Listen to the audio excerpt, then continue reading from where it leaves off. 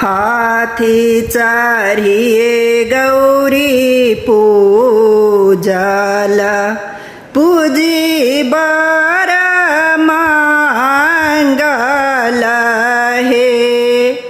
हाथी चारिये गौरी पूजाला पूजी बर मांगला हे या हे मंगल या बधा पूरा सासुरा नई हरे जनक पूरा हे आहे मंगल या बधा पूरा सासुरा नई हरे जनक पूरा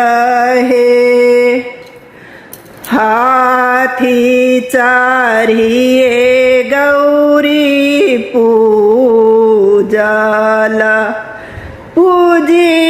बर मांगला हे हाथी चारिये गौरी पूजाला पूजी बर मांगला हे आहे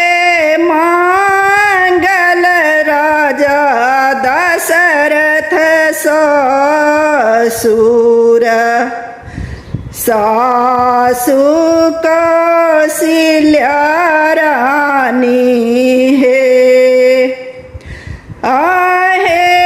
मंगल राजा दशरथ ससुर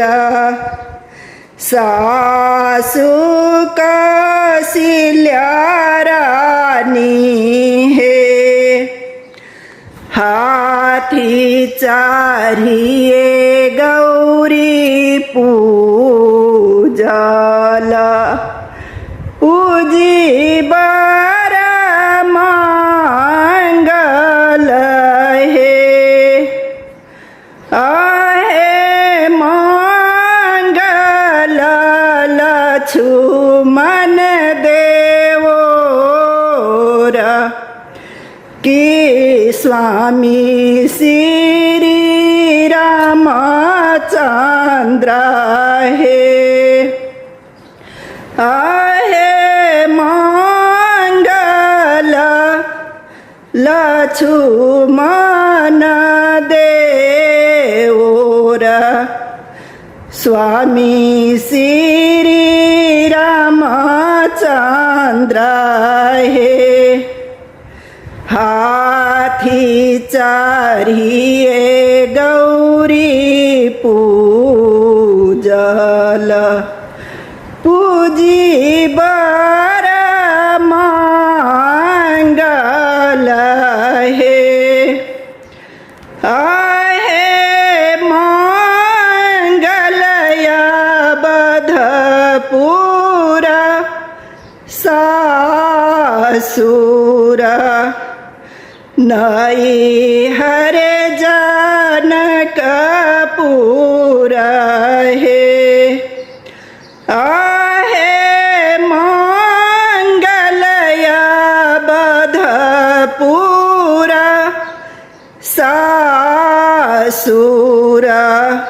नई हरे जनक पूरा है। Thanks for watching.